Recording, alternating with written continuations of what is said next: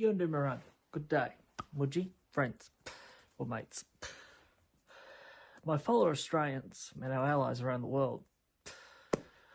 Well, currently we're in a mess. Australia's Prime Minister Anthony was the first Prime Minister or leader of a country to pull his support towards Palestine. Now, many see that as a good thing, but he was the first leader to cause the disruption. Now, many are caught offside on this Palestine and Israel thing. So much so here in Australia even, that it's caused disruption within communities, between neighbours and so forth, another disruption. Just like we saw with the COVID pandemic, vaccinated, not vaccinated. Then we had the voice to Parliament, you're yes or no, so forth, goes on and on and on. Now what we need to wake up and see is, not only Australia, but now Ireland, surprisingly, and Spain, not so surprisingly, have shown their support towards Palestine. Then we have other countries supporting Israel. Now, when Putin had his talk with Tucker, he did say, surprisingly, that the reason he went to war with Ukraine was Ukraine got the acceptance by other globalized nations. He didn't. Now, I think, to myself even, saw that as a bit odd, because we also, Russia is wanting more of a communist society. They're not wanting things sort of accepted towards homosexuals and Muslims, perhaps, and other things. Now, when we start to open our eyes a bit more to it, maybe there's some truth into what he's saying, because what do these globalized one world societies have? What Putin might want? Weaponized companies. What Putin might have his eye on. World dominance and other things, particularly with his close relationship to China. Now, when Trump was in, he managed to get on with Putin. First time Putin hadn't been in war in a long time with another country. Prior to Ukraine, he had war with other country, but the media didn't focus on it as much under the Obama administration. So we've got that there. So there might be some truth to what he's saying. Now, Australia has poured billions of dollars, so has many other nations, into the fight of Ukraine. Now, many say that's a good thing. The Ukrainian people are doing it very tough with bombs and many people losing their limbs. And around the age of 25, 27 onwards, you'll be drafted to the Ukrainian, sadly, war. And many argue, what's the point of it all? What good will come from this war at the end of the day between these two nations?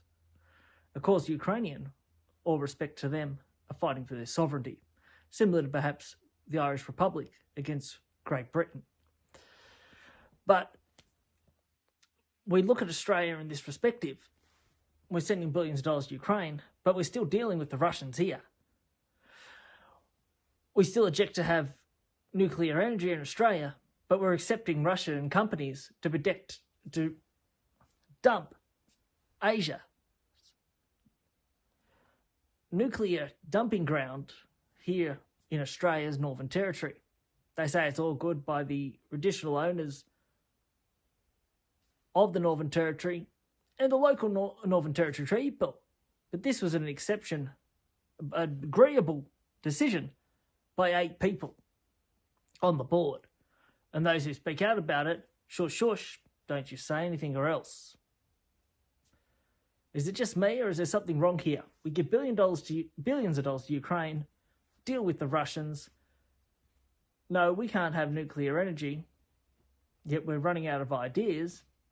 It's okay for us to dump nuclear here from another country. There's something wrong going on here. Take a look at local politics. Paul Toole, my favourite man, we all know that, said to me when I brought up this decision about the Australian New South Wales government, my apologies, New South Wales government treasurer, who later became premier, I said to him about her giving jobs of the accountant firms and other things of the Treasury Office off to India. I saw as very, very risky. He said to me at the meeting, looked at me and said, by the look of you, you wouldn't even know who the treasurer is. His friend then looked and laughed and said, that's a good story you've made up. At the time, of course, I knew who the treasurer was, but at that very minute, because it was so intimidation in the room, I couldn't remember at that very minute who it was. At that very, very minute. Who was, in fact, Gladys. Now, I got the papers here to prove it.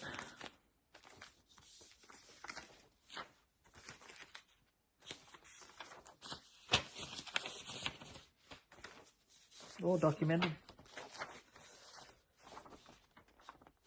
I will give one copy to Paul Toole. And then, as far as I'm concerned, I appreciate a public apology. He lied, embarrassed me publicly, apologised publicly. But my answer to Paul Toole is that you were too dumb to know about what's going on in your own department and government as you later become Deputy Premier and had a front bench ministry role at that time? Or is it you're too corrupt to want to fess up what you know, as you did had many problems of corruption during your time in government and still are in government, including the $25 million blank cheque that you and John were involved in. What happened to that money? And he then went on in this meeting to go on about Corinne, what a great school it is, but I was at it 2 years. Believe me, it's not. Go to, on Facebook, Corinne Gates or Bathurst Underbelly. If you want to know more about that. Now, Kevin Rudd, who could be charged, in my opinion, quite certain, under treason, who were great dealings with the Chinese, so he's getting on great guns with the current US president, as his son too has a great dealings with the Chinese. With the grace of God, if Donald Trump does get in, and he got in once when no one said he would, he could get in again. I think Scott Morrison will be America and Australia's new ambassador for the US government. He won't want a treason working for China, Donald Trump. No way. Definitely not. Again, I can't get my head around why we're using nuclear waste, energy and nuclear waste in Australia. The decision made by 8 people is clearly corruption. And that's what is going on in this country. When we have greenies and hippies out protesting everywhere against the slight idea of us doing nuclear energy, but yet it's okay for us to do it for other countries. Same as coal. We can't do coal in Australia, but we can send it to China, cheap as chips for them to do on concentration camps. And quite frankly, the idea of these people out supporting a Musk, what are sympathisers of ISIS with their ISIS flags and that, who want to push gays off buildings, who have no sympathy for women's rights and other things. And you have Israel with the highest rate of homosexuals per capita. I don't get it. I get it at some points, but a lot of it doesn't make any sense. It's, and how they're setting up in like tent embassies around Queensland University and Melbourne and Sydney and other things. Really gone mad. Anyway, certainly what the Australia once were, and then we've got this new now Section 99, where they're seeing a series of assaults, rapes, bashings, fraud, that is allow illegal immigrants who commit these crimes to stay in the country, even many of them who claim to be Aboriginal. I think we have that Green senator, who's now independent, to thank for that, after having her bikie mates accepted as Aboriginal. Disturbing things. I don't think what she done was not good. I think Linda Burney isn't as stupid as she betrays herself, and is a great deal more concern, in personal opinion. Still no benefit for the victims who have been hurt in this Section 99, for sure. I do. So my sorrows to them. Well, Snake Man here. Good way, you'll see you later. Take care, Australia, and all those around the world. Bye for now.